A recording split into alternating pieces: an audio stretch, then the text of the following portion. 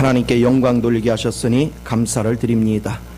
이 시간도 사랑하는 자녀들에게 지각이 열려져서 하나님의 생명의 비밀한 능력과 권세 안에서 날마다 주님과 동행할 수 있도록 인도하시고 함께하여 주시옵소서. 오직 찬양을 주께만 드리며 주 예수님의 이름으로 기도하옵나이다. 아멘. 할렐루야. 하나님은 여러분을 뜨겁게 사랑하십니다. 자, 로마서 8장 29절에서 30절까지. 할렐루야.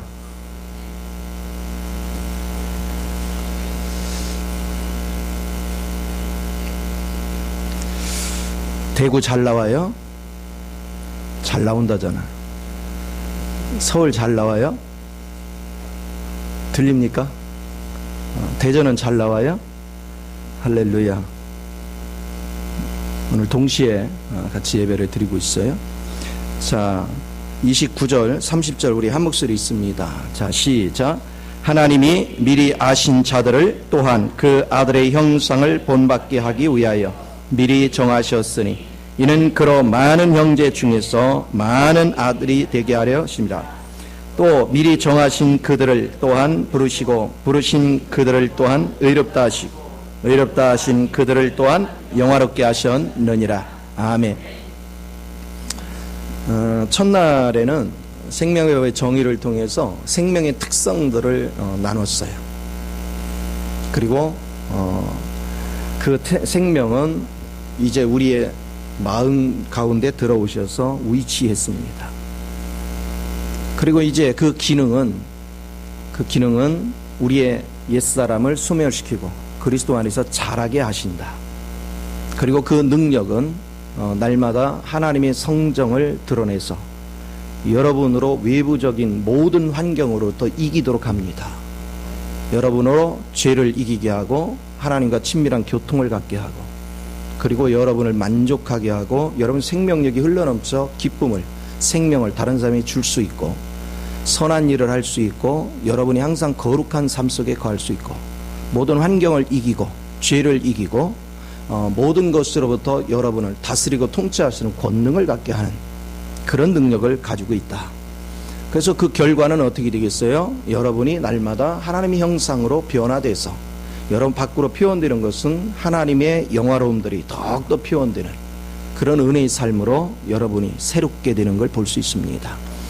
자, 이러는 과정 속에 내 안에 하나님이 목적한 갈망이 끊임없이 함께합니다.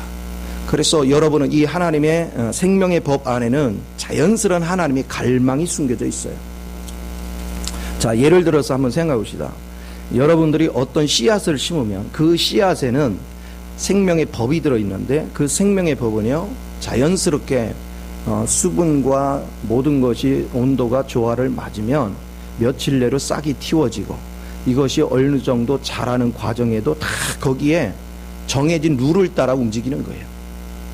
그리고 외부적인 환경에 여러 가지 변화무쌍한 일이 벌어졌을 때 어떻게 작용해야 될 것들이 그 안에 생명의 법 프로그램 안에 저절로 있는 거죠. 때가 되면 잎이 자라고 꽃이 피고 열매 맺는 과정 속에는 자연스럽게 그 안에 생명 안에 저장된 법이 그 방향으로 계속 만들어가는 거예요. 오늘 하나님께서 저와 여러분 속에 생명을 심어놓는데 이 생명은 자연스럽게 그분의 갈망이 표현되게 만들어요. 그래서 그분의 뜻 안에서 점차점차 여러분의 생각을 지배하고 감정을 지배하고 의지를 지배하고 여러분의 몸 전역을 지배하게 만들어 갑니다. 그리고 이 일을 해가는 과정 속에 예수님은 또한 우리에서 씨앗으로서 자라고 있지만 한편에서는 그분은 중보자로서 하나님 보좌 우편에서 아버지 앞에 끊임없이 중보를 하고 있습니다. 오늘 여러분들이 어떤 사람의 신앙생활을 하는 모습을 보면 안타까워서 중보하죠. 그러나 우리는 잘 모르고 하는 중보가 많죠. 그러나 우리 주님은 정확하게 아십니다. 그래서 우리가 주님이 생각을 지배하려고 하는데 우리가 못 깨달아요. 그리고 우리가 자꾸 거부하는 어떤 거역적인 생각들이 있고 내 자아들이 있습니다. 그거를 놓고 하나님 앞에 꾸준히 중보로 기도하시는 거예요. 그 중보의 기도에 따라서 아버지의 영이 움직여요. 끊임없이. 그래서 환경을 조성하기도 하고 우리에게 빛이 비춰주기도 하고 하는 과정을 아버지의 뜻 안에서 성령님이 계속해서 그 일을 완성해 가시는 거죠. 그래서 실제적으로 여러분이 자라가는 모든 과정 속에는 성부, 성자, 성령님이 아주 밀접하게 내 속에서 작업을 하시는 거예요. 역사를 이루시는 거야. 이것을 우리가 느낄 줄 알아야 돼요. 그러니까 우리가 내 고집대로 내 생각대로 사는 것 같지만 실상은 그렇지 않다. 성부, 성자, 성령이 내 안에서 역사를 계속 이루시는 것이다. 그러나 단 한 가지, 내가 깨달으면 순종이 빨라서 내 삶이 좀 더 편안하게 갈 수 있는데, 우리가 깨닫지 못하면 자꾸 거역적으로 행동을 하죠. 자꾸 우리는 주님을 대적하는 쪽에서 살아갑니다.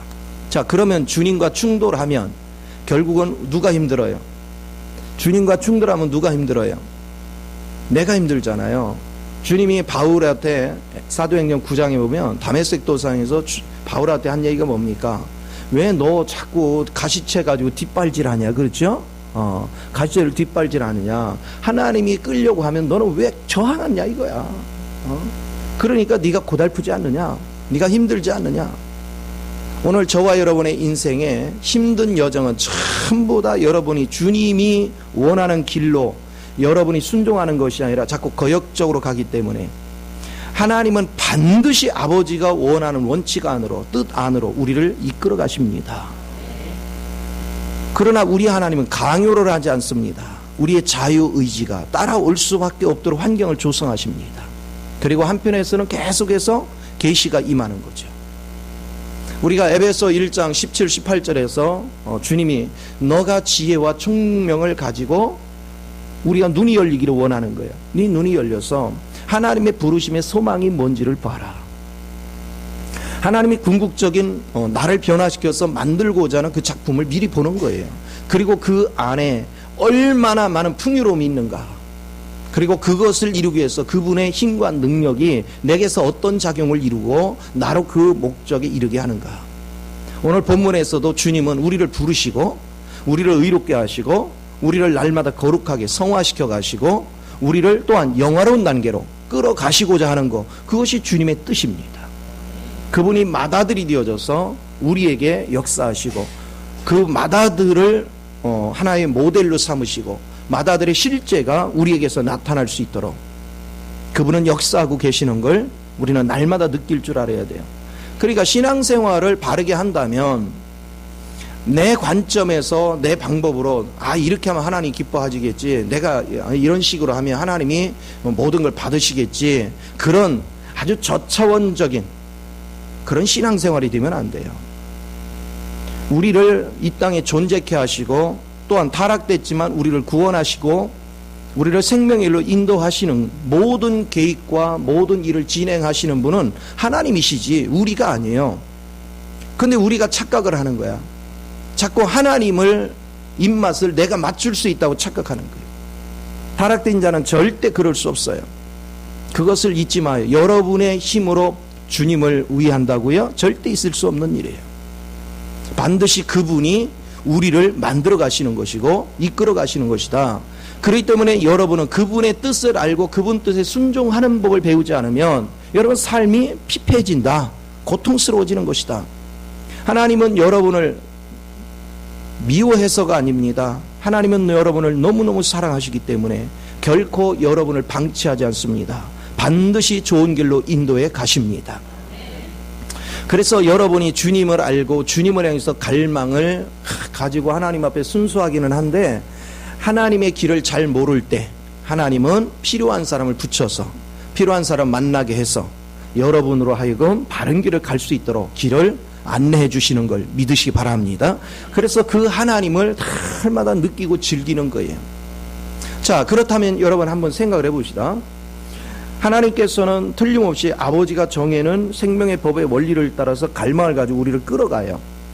끌어가는데, 자, 내 생각이 지금 틀렸어요. 내 생각이. 그런데 하나님께서는 내 생각을 사로잡아서 아버지 뜻의 생각으로 나를 전환시키려고 하셔요. 자, 이거를 하기 위해서 주님께서는 중보자의 위치에서 뭐 합니까? 하나님 아버지, 아직 깨닫지 못해서 그렇습니다. 아직 지각이 열리지 않아서 그렇습니다. 하나님이 역사하사 그에게 빛이 임하게 하시고 그의 지각을 여사 보게 하시고 그리고 그로 하여금 모든 환경 가운데서 하나님의 일하심을 알 수 있도록 운행하시고 역사하소서. 그러면서 중보의 기도를 하시는 거예요. 그러니까 주님의 중보자의 기도를 통해서 이제 여러분을 정확하게 보고 계시는 그 주님이 우리를 대신에 중보하시기 때문에 이제 역사를 하시는 거예요. 그럼 그 중보하시는 분이 누구 안에서? 성령 안에서 하잖아요. 성령 안에서. 그래서 연약해서 갈 바를 알지 못하는 우리를 위해서 성령이 내 속에서도 뭐 하셔요? 계속해서 탄식하며 기도하는 거예요. 그것은 승천의 의지에서 중보하시는 주님과 내 안에서 성령님이 하시는 거와 뭐예요? 일치하는 거예요. 똑같은 방향으로. 그러면 여러분이 이제는 방향을 주께로 이렇게 향하고 있으면 느끼는 거예요. 내가. 그것이 주님이 내 마음속에 준 갈망이에요. 아, 그렇구나. 내가 이 방향 가면 안 되겠네. 내가 지금 잘못된 길을 가고 있네. 하고 내 스스로가 그걸 느끼는 순간 방향을 틉니다. 그래서 여러분 그 길을 가는 거예요. 그러면 여러분을 계속해서 이렇게 비춰주고 깨닫게 해주고 방향을 틀어주는데 이거를 계속 못 느끼면 어떻게 해야 돼요? 이제 환경을 조성할 수밖에 없는 거죠. 여러분으로 깨달을 수밖에 없는 환경을 조성하는 거예요. 그래서 제가 항상 얘기하죠. 문제가 오면 사람들은 문제만 주목해요.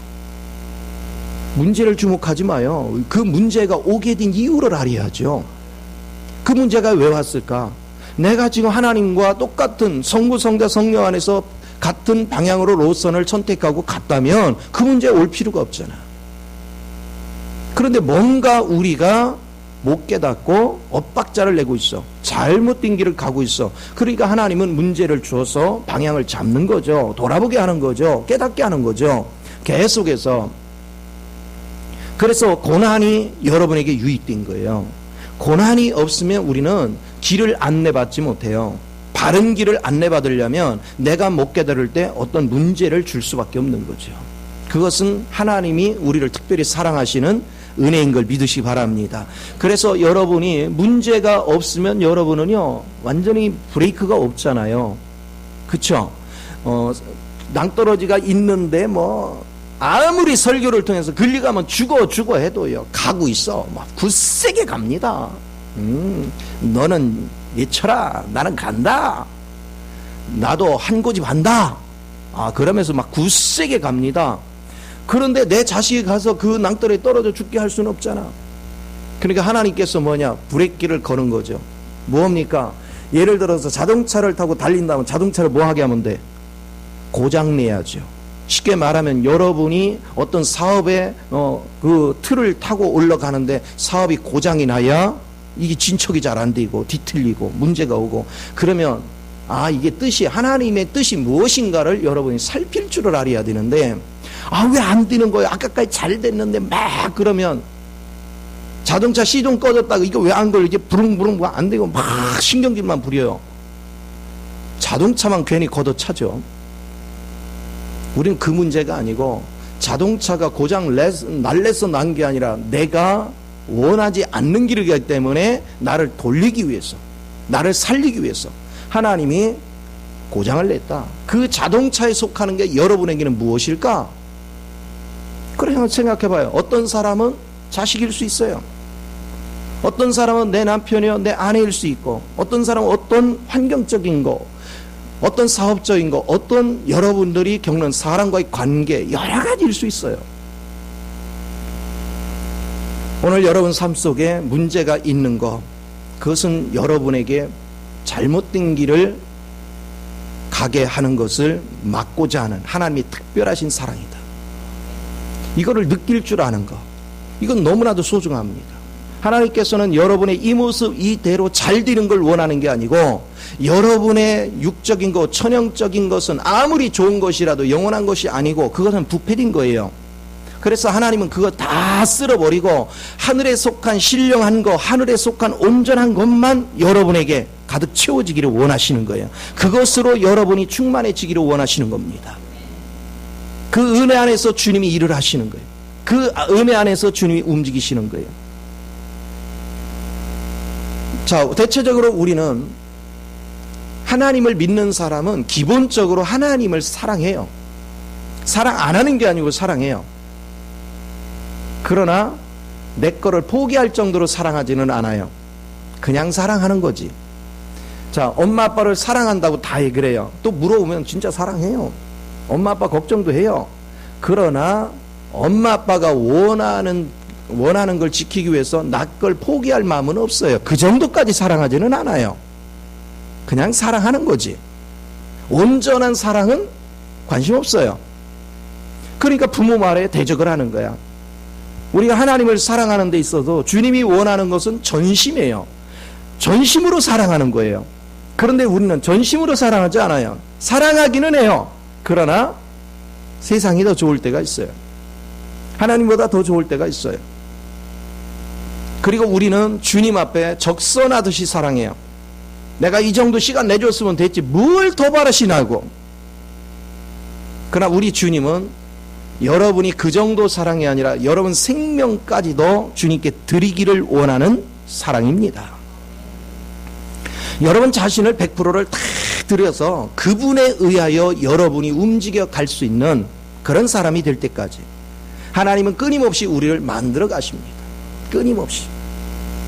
그래서 그 주님께서 끊임없이 우리 생각하고 전투를 벌이는 거예요. 여러분 생각이 얼마나 교묘한지 몰라요. 잔머리 뉴스가 얼마나 뛰어난지 몰라요.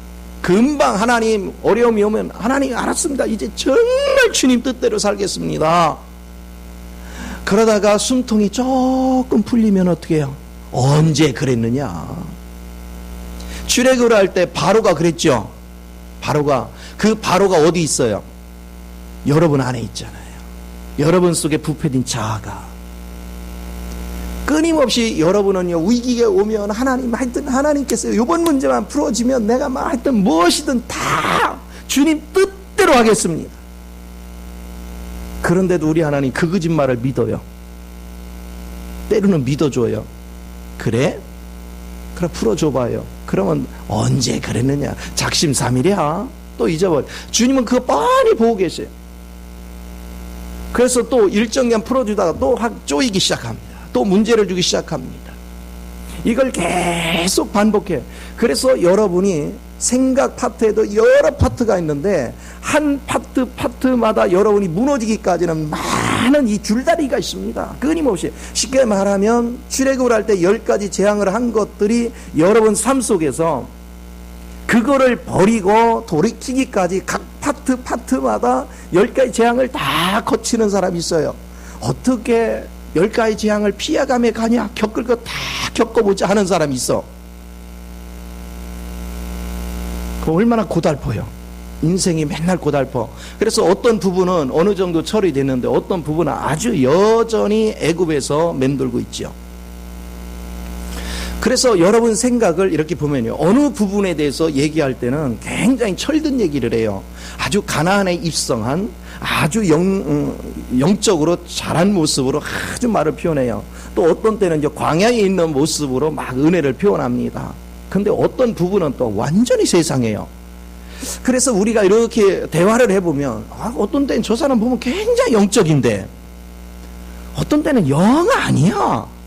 도대체가 종잡을 수가 없어요. 저 사람이 영의 세계가 어느 만큼 열렸는지 알 수가 없어. 그러니 우리 하나님께서 생각을 해보세요. 이 엄청난 사람들을 그것도 다양한 분야마다 녹여가지고 굴복하게 해서 결국 우리가 깨닫고 하나님의 영적인 세계까지 이끌어 가기까지의 모든 진행 과정을 생각을 하면 그분이 신이니 망정이지, 그분이 영이시니 망정이지. 아마 우리의 육체 같은 이런 생각을 가지고 있었으면 이건 도저히 견딜 수가 없는 거죠. 한두 명도 아니고. 그분은 영이시지만 무수부지하신 그분의 영이 모든 믿는 자 사람 속에서 이렇게 역사하시는 거예요. 하나님이 놀랍게 역사하셔요. 지금도 여러분 때문에 애통해하면서 중보하시는 주님을 생각해 보십시오. 아파하시는 주님의 갈망. 그런데 그 주님이 나를 위해 무슨 기도를 하고 있는지를 이제 어느 날 내가 방향을 틀면 계시 안에서 그게 내 속에 느껴진단 말이에요. 그게 느껴지면 내가 애통한 심령을 가지고 토하기 시작하는 거예요. 나의 죄를 토하기 시작해요. 나의 잘못됨을 토하기 시작해요. 주님께서 중보로 기도하지 않으면 한 사람도 돌이키지 못해요. 그만큼 우리가 완악합니다. 그만큼 우리가 부패되어 있습니다. 그러니까 제발 여러분을 신뢰하지 마요. 여러분이 대단하다고 착각하지 마요. 우리는 잠시도 주님이 아니면 한 발짝도 움직일 수 없어요. 그렇기 때문에 여러분이 이걸 깨달으면 내가 이만큼이라도 은혜 가운데 거하는 거 전적인 주님의 기도덕이구나. 주님의 나의 돌보심이구나. 주님의 친밀하게 관심 갖는 것이구나. 여러분이 이제 이것을 느끼기 시작하는 거죠. 이거를 아는 사람만이 결국은 주님이 원하는 길 외에는 선택의 길이 없는 걸 아는 거죠. 그래서 우리 속에 이 생명이 들어오면 이 생명의 법 체계 안에 자연스러운 이게 원리입니다. 그 방향으로 진척이 안 될 때 나무가 보면은 원래 정해진 원리대로 이게 잘 안 되면 나무가 어떻게 됩니까? 뒤틀려지죠. 비비 꼬이죠. 거기에 맞도록 생명의 원리에 맞도록 습도나 온도나 다 영양분이 맞춰주면 아주 곧게 잘 자라는데 이게 잘 안 될 때는 뒤틀리죠. 우리 인생이 그렇게 되면 인생이 굴곡진 인생이 되는 거예요. 아픔의 인생이 되는 거예요. 고통의 인생이 되는 거예요. 물론 굴곡진 인생을 살면 여러분 삶 속에 뭐가 있겠어요? 여러분에게 간증거리는 많아요. 다른 영혼을 살리는 은혜는 많아요. 여러분들이 가끔가다 하나님 앞에 맞쓰고 때로는 대적하고 때로는 안 따라가려고 발버둥 치는 거 내가 알아요. 여러분이 경험을 충분히 쌓아서 영혼들에게 줄 메시지가 풍성하게 하려고 하는 거 내가 10분 이해는 하는데 다 그렇죠? 예. 제발 그런 것을 어거지로 좀 하려고 하지 마시고 순종하는 법을 배우는 거 이게 복 중에 복입니다. 이게 얼마나 아름다운지. 저는 어느 날 기도를 하고 있는데 나는 내 생각 속에서요 내가 이렇게 살아야지 이렇게 해야지 막 하고 있는데 하나님이 제게 이런 마음을 줘요. 야, 너희가 아까 요러요러한 생각한 거 네 생각인 줄 아냐? 내가 준 생각이야. 너는 아주 네가 그 생각 딱 떠오르자마자 야 기특하다. 내가 어쩌면 이런 좋은 생각을 할까? 너 혼자 아주 기고만장하더라. 나 그런 적 많거든. 근데 그걸 다 깨닫게 해줘. 그건 내가 준 생각이야. 너는 그런 생각 하려고 발버둥을 쳐도 안 돼. 내가 다 필요한 생각을 주는 것이다. 내가 필요한 생각을 통해서 너를 이끄는 것이다. 그것이 영의 생각이라는 거다. 왜 네 마음이 편안한 자냐? 내가 준 생각을 따랐기 때문에 편안한 것이다. 네가 만약에 내가 준 생각이 그것을 따르지 않고 네 생각이라고 생각하고 오늘은 나와 생각이 일치했은 게 다행이지만 네가 그 교만함이 있으면 다음에는 네 생각대로 하다 보면 범죄하게 된다. 언제고 네 마음을 평안으로 이끌고 너를 바른 길로 하나님의 길을 제시해 주시고 그 길로 인도하신 분은 주의 영이 했다는 사실을 잊지 마라. 하나님 계속 내 마음속. 그래서 나의 나됨은 전적인 주의 은혜요. 나를 이끌어 가신 분이 주님의 은혜다. 이걸 날마다 여러분 경험하는 거예요. 날마다 체험을 하는 것입니다. 그래서 주님의 중보와 내 속에 이미 심겨진 생명의 법의 갈망이 이것이 맞아 떨어지는 거예요. 하나로 맞아 떨어질 때 여러분 이제 평안과 기쁨과 안식 안에서 그 길을 진행되는 것입니다. 그런데 뭔가가 와 있는데 내가 평안이 안 이루어졌다. 뭔가 뒤틀어져 있는 거예요. 지금 뭔가 하나님과 연합이 안 되고 있는 거예요. 그래서 그것을 연합시키기 위해서 하나님 환경을 조성할 수밖에 없어요. 그래서 조금 전까지 막 부부 사이에 너무 좋았는데 갑자기 아내가 성질을 확 낸다든가 남편이 성질을 확 낸다든가 이런 반응이 일어나게 만드는 거, 이런 것들은 전부 다 여러분으로 깨닫게 하고자 하는, 방향을 바로 잡게 하고자 하는 하나님의 특별한 섭니다. 자녀들이 생각지 않은 일로 자꾸 문제를 일으킨다. 이것도 전부 다 여러분 방향을 잃고 있는 것을 바로 잡아주고자 하는 하나님의 특별한 사랑입니다. 사실은 제일 불행한 사람이 어떤 사람입니까? 하나님의 뜻을 알고자 하지 않기 때문에 내가 뒤틀어지고 갈 바를 알지 못하고 가는데도 불구하고 하나님이 버려두사. 가장 무서운 거죠. 계속해서 하나님 앞 뜻에 관심이 없고 내 멋대로 살려고 하면 뭐 한다고 했어요? 버려두사. 세상의 최고의 형벌이에요. 최고의 형벌. 이 땅에 사는 동안의 최고의 형벌, 그냥 버려두는 거예요. 내가 잘못되어 있으면 매를 들어야 되고, 잘못되어 있으면 환난을 주었어라도 나의 길을 바르게 잡아주는 거, 그것은 하나님께서 아직 내게서 기회를 찾고 있는 거예요. 그러나 계속해서 불순종해서 더 이상 내게서 기회를 볼 수 없을 때는 버려두사가 된단 말이에요. 그것이 바울에게 한 거와 똑같죠. 바울이 뭐예요? 영혼은 살리고 육체는 뭐 하려고? 사단에게 넘겨줘서 빨리 더 범죄하지 않고 소멸되게 만드는, 우리의 운명이 사단의 손에 잡히면 안 되잖아요. 우리 운명은 주님 손에 있어야 됩니다. 여러분이 주님 손에 있는 게 복 중에 복이에요. 그래서 하나님께서 이런 자들을 위해서는 요한일서 5장 16절에 뭐라 했습니까? 기도하는 것을 원치 않는다 그랬습니다. 오늘 주님께서 여러분을 통제하고 여러분을 중보하고 여러분을 이끄는 것에 대해서 빨리빨리 반응할 줄 아는 자세. 그러면 이거 반응하려면 어떻게 해야 돼요? 여러분 평상시에 마음을 누구께로 고정해라? 주님께로 고정하십시오.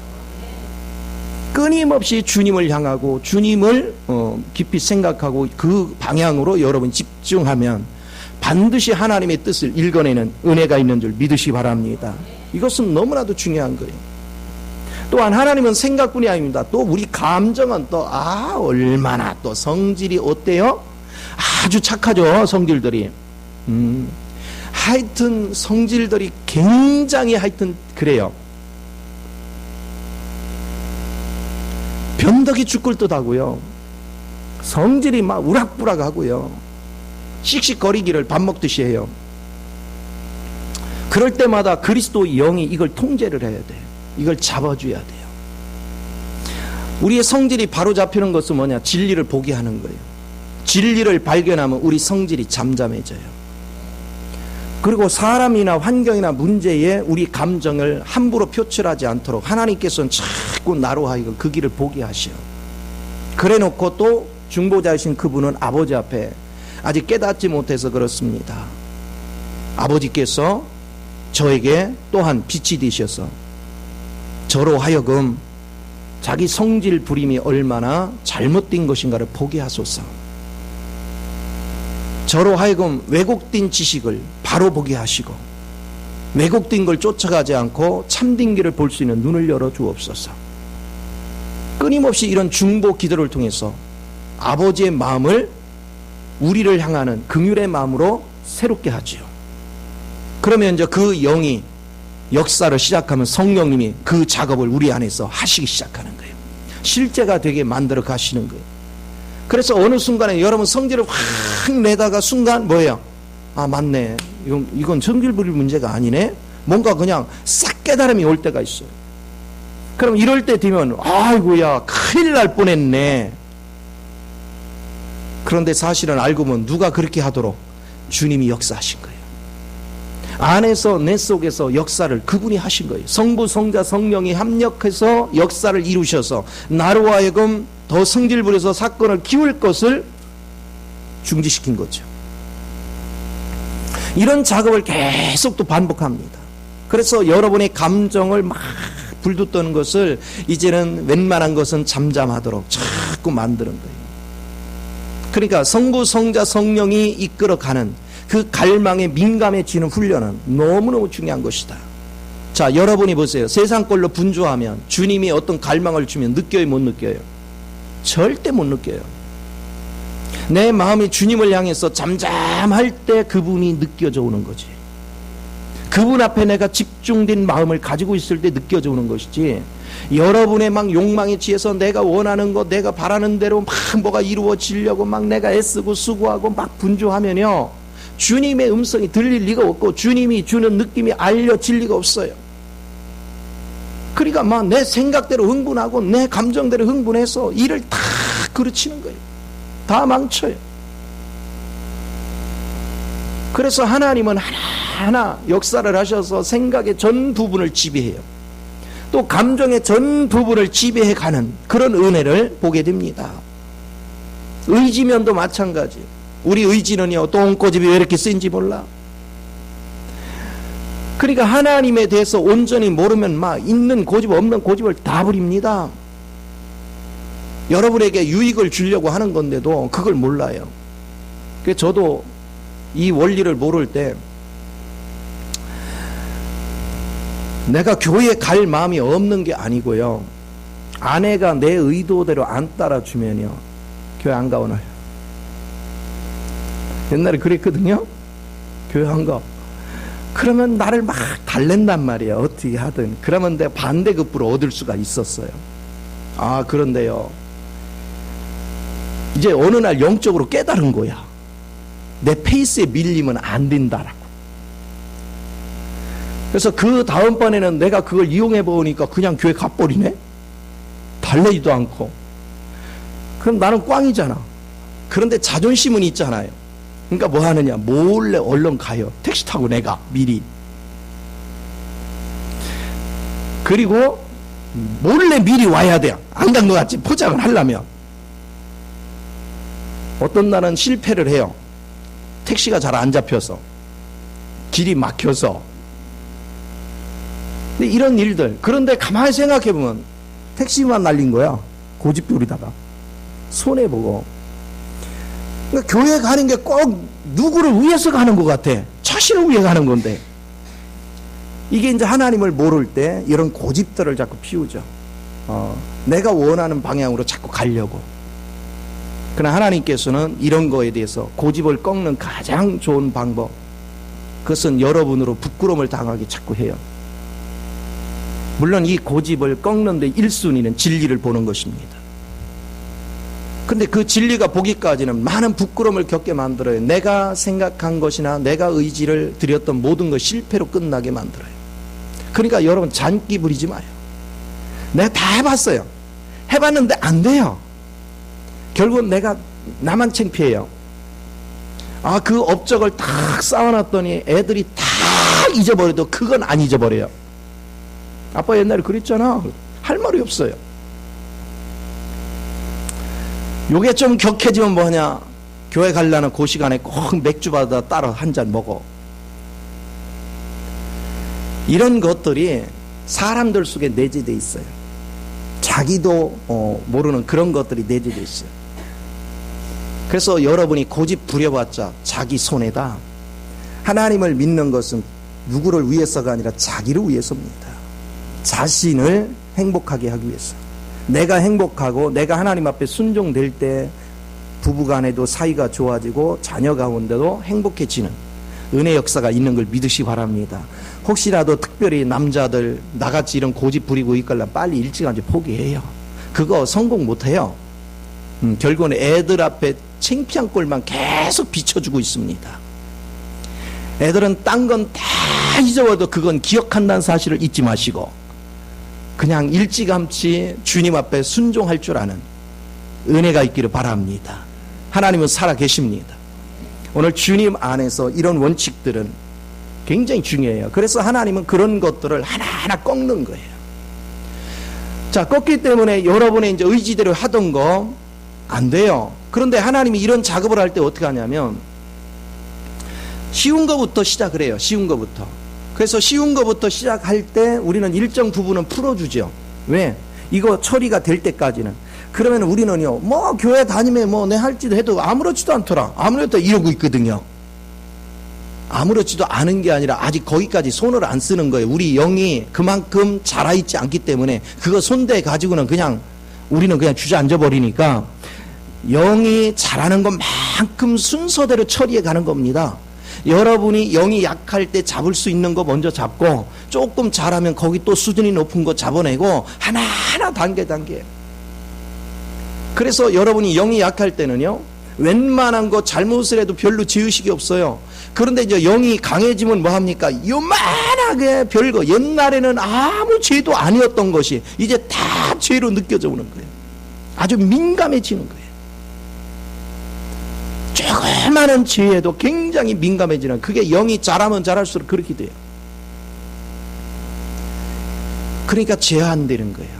내 생각도 내 감정도 내 의지도 이제는 내 마음대로 할 수 있는 게 하나도 없어요. 다 이제 주님의 통제 안에서 움직여갑니다. 자, 이렇게 되어지면 여러분은 여러분 생각을 활용할 수가 없고, 여러분의 감정을 활용할 수 없고, 여러분 의지를 활용할 수 없어요. 주님의 생각, 주님의 감정, 주님의 의지가 여러분을 지배하는 거예요. 그럼 우리는 적당히 내 생각에서는 적당히 타협할 수 있는 것도 많아요. 근데 하나님이 조금 여유를 주고 안 주고는 주님이 결정하는 거예요. 내가 타협할 수가 없어요. 주님이 저 영혼의 상태를 봐가며 유두리를 할 때는, 잠시 돌아가는 길을 택할 때는 우리도 그렇게 따라갈 수 있지만, 하나님께서 아니다 싶을 때는 절대로 우리는 타협할 수가 없어요. 그러니까 보세요. 우리가 영적으로 자라가면 자라갈수록 사람들이 이런 얘기를 주로 많이 합니다. 어떤 때는 굉장히 사람이 좋고 부드럽고 사람이 굉장히 선한데 어떤 때는 막 냉혈인같이 차다. 그런 얘기들을 합니다. 그건 왜 그래요? 결코 하나님의 뜻이 아닌 건 타협할 수가 없어요. 절대적으로 단호해집니다. 그래서 하나님이 정해준 원칙 안에서 사람 말에 귀 기울이지 않습니다. 그것이 중요한 게 아니라 성령님이 뭐라 하시는 자가 가장 중요하죠. 하나님께서 나를 어느 방향으로 이끌기를 원하시는가, 그 중점이 딱 잡히기 시작하면 사람들이 뭔 소리를 해도 귀 기울이지 않죠. 타협할 수가 없어요. 그런데 사단은 집요하도록 우리에게 와서 이 사람 보내서 타협하고 저 사람 보내서 타협하려고, 저 사람 보내고 계속해서 연쇄적으로 타협 안 하는 거 알면서도 계속 전략을 짜며 공격해 옵니다. 여러분이 주님을 견고하게 잡지 않으면, 계속해서 집요하도록 나를 설득해 올 때, 우리는 인간 편에서 잘못 결정할 때가 있어요. 그러면 하나님을 굉장히 실망시킵니다. 그래서 여러분의 더욱더 단단하게 하나님 앞에 순종할 수밖에 없도록 여러분을 그 다음에 하나님이 다루실 때는 좀 더 혹독하게 다룹니다. 자, 주님 앞에 어찌 됐건에 혹독하게 다름을 받던 어쨌든 간에 여러분은 주님 안에서 거룩함을 입혀가는 게 대단히 중요한 것입니다. 그러니까 내 생각이 주의 영의 생각에 사로잡혀 가는 것만큼 거룩해지는 것이고, 내 감정이 사로잡히는 것만큼 거룩해지는 거고, 내 의지가 사로잡히는 것만큼 거룩해지는 거예요. 그러니까 내 생각과 감정과 의지가 성부, 성자, 성령에 사로잡히는 것입니다. 그 실제, 그래서 금 성분과 바로 진주 성분과 여러분 보석 성분으로 변화가 일어나는 거예요. 그래서 그런 원칙 안에서 생활을 하니까 모든 생활 범사 속에 금과 진주와 보석으로 건축이 되는 거예요. 내 심령 가운데서. 주님의 다루심과 주님의 갈망 안에서 우리를 통제하고 이끄는 이 훈련이 되지 않으면 우리는 내 열심은 했는데 나중에 보면 풀이나 나무나 지푸라기에 불과해요. 그것은 공력이, 하나님의 공력이면 싹 불태워집니다. 평상시에는 믿음이 좋은 것 같아요. 진짜 믿음은 언제 보이느냐? 극한 환난이 올 때, 극한 고난이 올 때 그 사람이 요동을 하는가? 편안할 때나 극한 고난이 올 때나 마음의 평정이 똑같아야 돼요. 물론 우리는 아직 영화로운 단계에 이르지 않았기 때문에 100% 평화롭다는 것은 거의 있을 수 없어요. 약간의 동요는 있을 수 있겠지만 여러분은 대체적으로 평안을 유지할 수 있는 거예요. 내 마음은 두렵지만 하나님을 믿습니다, 하나님을 신뢰합니다 하는 믿음 때문에 속에서는 약간씩 염려, 근심이 오지만 그래도 하나님이 하신다는 믿음이 자꾸 여러분을 끌고 가야 돼요. 그럼 결국은 하나님께서 이기는 길로 갑니다. 이런 경험을 자꾸 반복하다 보면 뭐합니까? 이런 것이 자꾸 반복될수록 우리는 웬만한 문제가 와서는 요동 안 하죠. 왜? 편안해져요. 지난번도 여러 번 겪었는데 결국 하나님 다 하시더라. 하나님이 모든 걸 이끄시더라. 결과는 결국 되더라. 안 될 것 같은 것도 되더라. 그러면 이것이 반복되고 반복돼서 여러분이 성결도가 높아지면 높아질수록 여러분 뭐합니까? 태산 같은 문제가 와도 두려워하지 않죠. 왜? 결국은 문제는 계속 밀려오지만 이 문제 해결하실 분은 내가 아니고 누구다? 주님이 하시더라. 주님이 내 마음에 먼저 갈망을 주셔요. 하나님께서 중보하시면 하나님이 그리스도가 중보하시면 아버지의 역사가 내 마음속에 비춰집니다. 일하실 거. 그럼 뭐 하냐면 이 문제는 네 문제가 아니고 내 문제다. 그럼 우리는요 그때부터 찬양하면 되는 거예요. 왜? 내 문제가 아니라 그분 문제잖아요. 그리고 성령님께서 내 마음속에 시키는 일만 하면 돼요. 나는 다른 거 신경 쓸 거 없어요. 내 속에 주는 갈망을 따라서 시키는 일만 순종하면 돼요. 자, 결국은 생명의 법 안에 내가 어떻게 영화롭게 가는 과정에 절차가 있습니다. 이건 자연스럽게 뻗어가고자 합니다. 그런데 내가 협조가 안 되면 이 생명이 뻗어나갈 수가 없고 내 생각과 감정과 의지를 점령을 해야만 그분 뜻대로 내게서 창조가 일어나는데 내가 불순종을 하면 이게 창조가 문제가 생겨요. 그렇기 때문에 성부, 성자, 성령이 이렇게 총 연합이 되어져서 뭐합니까? 내 속에 있는 이 불순물, 거역하고 방해하는 요소를 한편에서는 환경을 통해서, 한편에서는 빛비춤을 통해서, 한편에서는 능력을 부어주심을 통해서 이렇게 다양하게 내 속에서 작업을 하시는 거예요. 역사를 이루어 가시는 것입니다. 그분의 이 갈망이 우리 삶에 날마다 느껴지고 만져져야 돼요. 그래서 그분의 힘과 능력으로 역사하시는 그것을 여러분이 산체험이 돼야 됩니다. 이런 과정을 가질 때는 하나님이 이렇게 역사하시더라. 이런 것을 산체험을 여러분이 세밀하게 이제 느껴가면 그 다음에 여러분이 뒤에 쫓아오는 사람이 겪는 환경에 일어나는 여러 가지 반응들을 여러분은 왜 그런지를 알지요. 그러면 우리는 말해줄 수 있잖아요. 아, 지금 이런 과정을 거치더라. 나도 겪어와 보니까 이렇게 하더라. 그러면서 자세히 설명해 줄 수 있는 거예요. 근데 오늘날 많은 신앙인들이 이렇게 내적으로 실제적인 성장을 이루지 않고 실제적인 내면의 변화를 이루지 않고 외적으로만 예수 믿으면 구원받아, 예수 믿으면 복을 받아, 예수 믿으면 뭐하고 전부 다 외적인 얘기만 하니까 실제적인 걸 모르는 거예요. 여러분 성경에 보면 누가복음 6장에 보면 주님의 관심은 뭐하냐면 우리한테 내가 가난함을 감사하래요. 가난함을 감사하래요. 줄인 것을 감사하래요. 귀하잖아요. 또 울 일이 있는 걸 감사하래요. 누군가가 나를 미워하고 능욕하걸랑 감사하래요. 왜 그럴까요? 그게 있을 때 나는 내 길을 안 가고 주님께 마음을 돌려요. 그리고 주님의 계시를 받을 기회가 와요. 그리고 주의 인도를 받을 수 있어요. 그래서 바울도 뭐라 했어요? 나의 약함을 뭐하리라? 자랑하리라.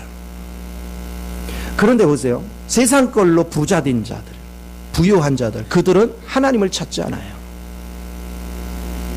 그러면 하나님 안에서 내적 변화를 주도할 수 없어요. 그런가 하면 그들은 맨날 배불러 있어요. 부족한 게 있어야 주님을 찾지요. 그런가 하면 그들은 날마다 웃을 일만 있어요. 뭘로 인해서? 풍족하니까. 그런가 하면 그들은 아주 기마이 하니까 욕도 안 먹는데. 그런데 주님 뭐라 했습니까? 그 길을 가는 자는 애통할지어다. 그게 가련한 자라는 거예요. 육적인 편안함, 육적인 배부름, 육적인 여유로움이 네 인생을 뭐한다? 멸망으로 끌고 간다. 그러나 너에게 배고픔이 있고 너에게 가난함이 있고 너에게 애통함이 있고 너에게 핍박과 능욕이 있으면 감사하라. 그것 때문에 네가 누구를 찾는다? 주님을 찾게 되고 주의 길을 보게 되고 주님의 계시 안에 거하기 때문에 네가 진짜는 복 있는 자다. 오늘 우리가 복 있는 자리에 있다는 것을 잊지 마요.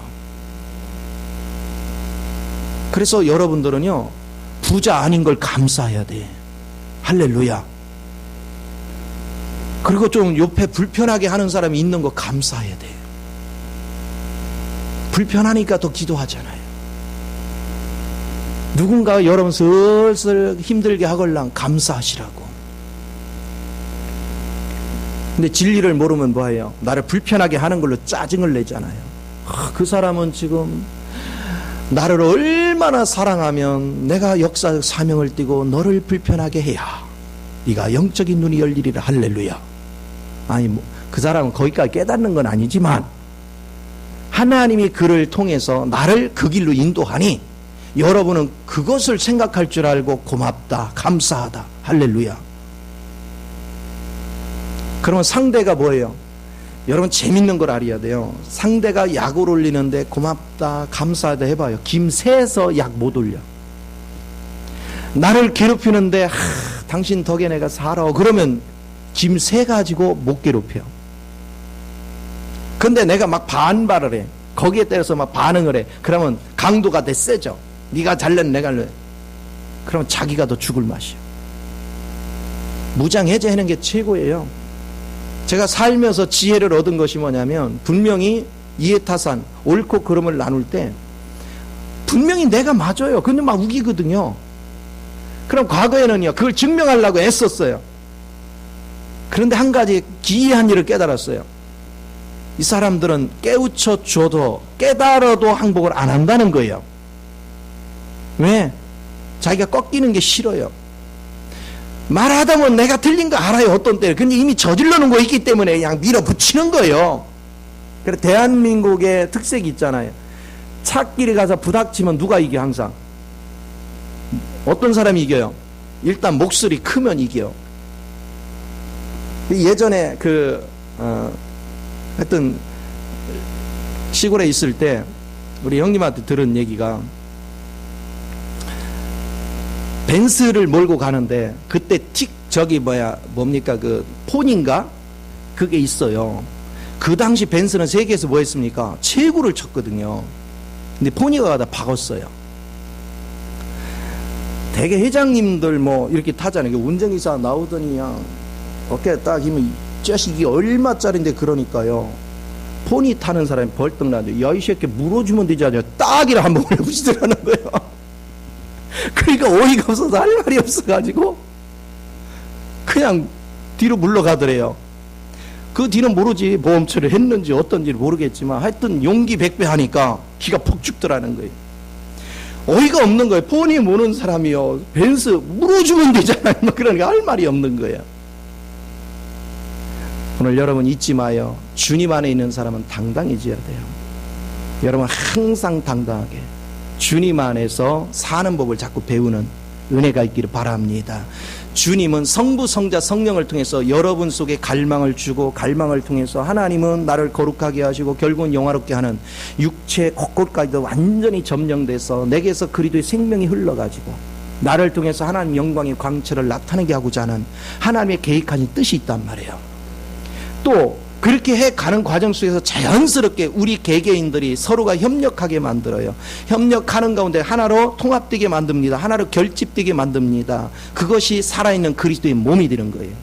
그리고 그것이 영광의 광채 속에서 하나님의 교회요 그리스도의 신부로 발전하는 걸 믿으시기 바랍니다. 이것은 너무나도 자연스러운 현상입니다. 그래서 여러분들이 주님의 성부, 성자, 성령 위에 점령당하면 생각과 감정과 의지가 점령을 당하면 당할수록 조상 때로부터 흐르는 저주가 하나도 이제 힘을 쓸 수가 없는 거죠. 이제 여러분 때로부터는 모든 저주가 끊겨버리고 하나님의 영광이 나를 통해서 우리 자자손손 흘러넘칠 줄을 믿으시 바랍니다. 이 은혜 속에 거하는 것. 근데 예수를 믿으면서도 여전히 그저 자기 고집대로 자기 성질대로 그래서 자기가 말했는데 자기 뜻대로 안 따라주면 막 갑자기 막 기괴한 사람으로 바뀌어요. 어떤 막 계기 영화를 보는 것 같은 막 흥분을 하면서 막 상상을 초월하는 막 폭언을 쏟아붓고 이건 자기만 망하는 게 아니라 집안 대대로 망하게 하려고 하는 아주 작정을 한 거예요. 자신이 집안을 폐가망신시키고 있는 걸 보지 못해요. 우리는 아담 성분에 속했던 모든 것들이 주님 앞에 철저히 굴복될 줄 아는 은혜가 필요합니다. 그를 위해서 중보자이신 예수님이 아버지 앞에서 기도하고 있고, 내 안에 심겨진 씨앗은 끊임없이 내 속에 갈망을 나타내고 있고, 아버지께서는 환경을 조성하시고 성령님은 내 속에 예수님이 이기신 그 능력을 실제적으로 적용시켜서 예수님께서 이 땅에서 오셔가지고 성육신하시고 인생을 사시고 공생을 사시고 십자가에 못 박혀 죽으시고 음부에까지 내려가서 죽음을 이기시고 음부를 이기고 공중권세 잡은 영을 이기고 승천의 위치에 이르는 모든 경륜의 길을 닦으신 그 은혜의 길로 우리도 실제가 되도록 이끌어 가시는 것입니다. 실제가 되도록 만들어 가시는 거예요. 주님의 이 갈망에 여러분이 지각이 열려서 협조가 되면 여러분 삶은 날마다 가면 갈수록 신바람 나는 인생이 됩니다.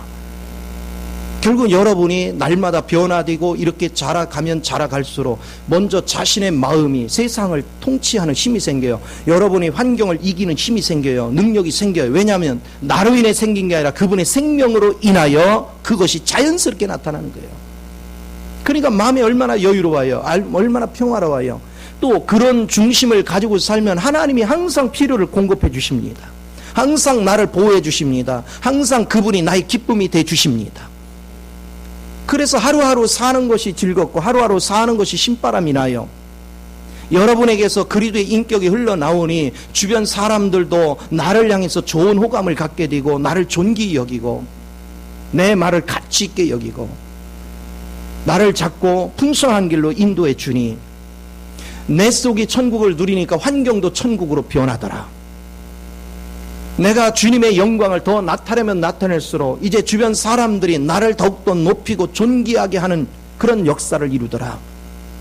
그것이 오면 올수록 내게서 흐르는 하나님의 생명의 말씀이 저들에게 증거되게 하시고 그 증거가 모든 사람들에게 예수를 알게 하는, 예수의 생명을 누리게 하는 이 놀라운 역사를 이루어가는 걸 보게 됩니다.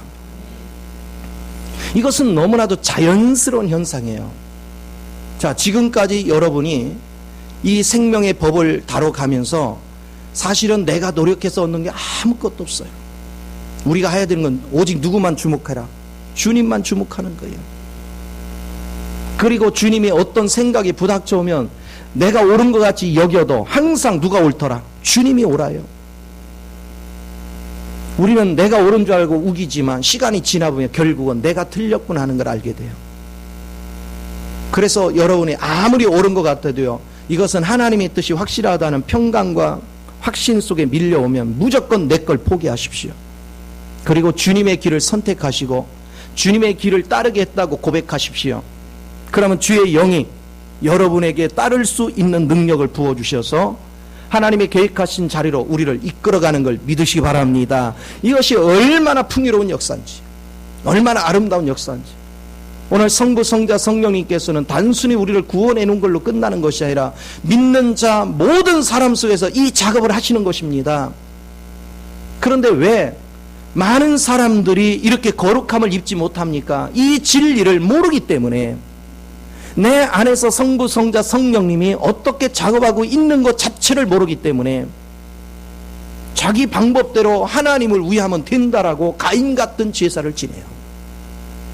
내가 이렇게 하면 하나님 기뻐하시겠지, 또 내가 뭐를 이렇게 잘못했으면 당연히 하나님이 징계하시겠지 하는 두려움 속에, 그러니까 자기 방법대로 자기 생각대로, 꼭 신앙생활을 누구 수준대로? 자기 수준대로. 여러분, 우상이 뭐예요? 우상이 하나님을 잃어버리고 자기 관념 안에서 만든 게 우상이에요. 그래서 죄를 지면은 하나님은 우리를 심하게 다룰 걸로 생각을 해요. 그래서 여러분이 우상신은 섬기는 사람들 가면은 심판하는 신이 있어가지고 엄청나게 막 험상궂게 생겼죠. 무섭게 생겼어요. 그런가 하면 우리가 선한 일을 하면 우리에게 인자하게 아주 자비를 베푸는 그런 신으로 인식을 해요. 그게 누구 생각이냐? 자기 생각이에요. 왜냐? 자기 생각 속에 옳고 그름, 선과 악, 지식나무에 갇혀 있어요. 선을 행하면 복을 받고 악을 행하면 저주를 받고, 이런 의식이 갇혀 있어요. 그러나 하나님은 선악을 초월했어요. 우리는요, 선악 자체를, 선을 행할 능력조차도 없고요, 우리는 거룩한 길을 가는 법도 모르고요. 그 정도로 부패되어 있어요. 우리에게서는 아무 소감 없어요. 그래서 애시당초부터 하나님께서 우리에게 다가오실 때는 우리한테는 요만큼도 기대한 게 없어요. 단 자신을 믿었어요. 하나님 자신을 믿었어요. 왜요? 우리에게는 기대할 게 없지만 그분은 우리를 변화시킬 능력이 있어요. 우리를 새롭게 할 능력이 있어요. 우리를 거룩해 할 능력이 그 안에 다 있어요. 그래서 그분을 의지해서 일을 하시는 거예요. 그분을 사랑하시고 그분 스스로가 모든 것을 하시는 그 사랑 안에서 우리를 섬겼고 우리를 세워간 거예요. 그 하나님을 아는 사람만이 자기 인생을 그분 앞에 의탁합니다. 바울도 평생을 자기의 삶을 주님께 의탁했습니다. 하나님을 모르는 사람은 자기 인생을 자기가 만들려고 용을 쓰다가 좋은 시절을 다 광야 생활하다가 인생을 끝냅니다. 아무것도 이룬 게 없이 불쌍한 여정을 마칩니다. 세상에 우리가요 이 원리를 알면 한번 생각해 보세요. 여러분 믿은 지가 10년, 20년, 30년, 40년이 됐어. 그래서 내가 지금 50대가 되고 60대가 되고 70대가 됐어. 근데도 아직도 성질머리가 여전히 살아있어. 여전히 잔머리가 살아있어. 여전히 똥꼬집이 살아있어. 세상에 그거 같은 창피가 어디 있습니까? 그거 같은 부끄러운 일이 어디 있습니까? 그런데 부끄러운 줄도 몰라. 이거는 말로 표현할 수 없는 부끄러움이에요. 세상에 수치스러운 것을 수치로 여기지 않아. 이거 같이 안타까운 거 있어요. 그래 놓고서 어디 가려고 꿈꿔? 천국 간대야. 무슨 천국의 삶이 오겠어요? 세상에 가장 부끄러운 것을 해놓고 오늘 신앙생활을 했으면 신앙생활을 한 것만큼 거룩성이 나타나고 그리스도 향기가 나타나고 그리스도 인격이 나타나고 그리스도의 의가 나의 삶 속에서 나타나서 주변 사람들이 야 예수 믿으니까 가면 갈수록 사람이 변하는구나. 변하는데 어떻게 변해? 정말 하나님이 계시다면 저 양반을 보니까 하나님 계신 것 같다. 그게 나타나야 되잖아요. 그게 없으면 부끄러운 줄 알아야죠. 우리가 자식들 앞에서 떳떳한 게 뭡니까? 엄마 아빠는 하나 성부 성자 성령 인도한 대로 이렇게 변하는 거 네 눈으로 보잖아. 떳떳하잖아요. 그런데 내가 성부 성자 성령에 비추어 봤는데도 내 인격이 변화된 게 별로 없어. 자식들이 맨날 엄마 아빠를 향해서 막 화를 내고 막 이래. 그런데 전혀 부끄러움을 못 느껴. 그게 얼마나 불쌍한 인생인지를 우리 깊이 인식해야 돼요. 저는 끊임없이 그것을 발견했어요. 내가 세상에서 부끄러운 거는 자식들한테 물질을 유산을 못 주는 게 부끄러운 게 아니다. 자식이 보기에도 아버지가 시간이 지나면서 더욱더 거룩한 모습, 더욱더 영광스러운 모습, 그 나타나는 것이 자랑스럽고 다니면서 우리 아버지를 자랑하고 싶고 우리 아버지 입에서 나오는 말씀이 정말 생명인 것을 자랑하고 나는 그런 아버지가 되고 싶고 그런 목사가 되고 싶고 그런 하나님의 자녀로 살고 싶은 거예요. 오늘 저와 여러분도 그런 갈망 안에서 날마다 주님이 원하는 참된 인격자가 되는 은혜가 있기를 예수 이름으로 축원을 드립니다. 기도하겠습니다. 좋으신 아버지 크신 은혜와 사랑을 감사를 드립니다. 참으로 사랑하는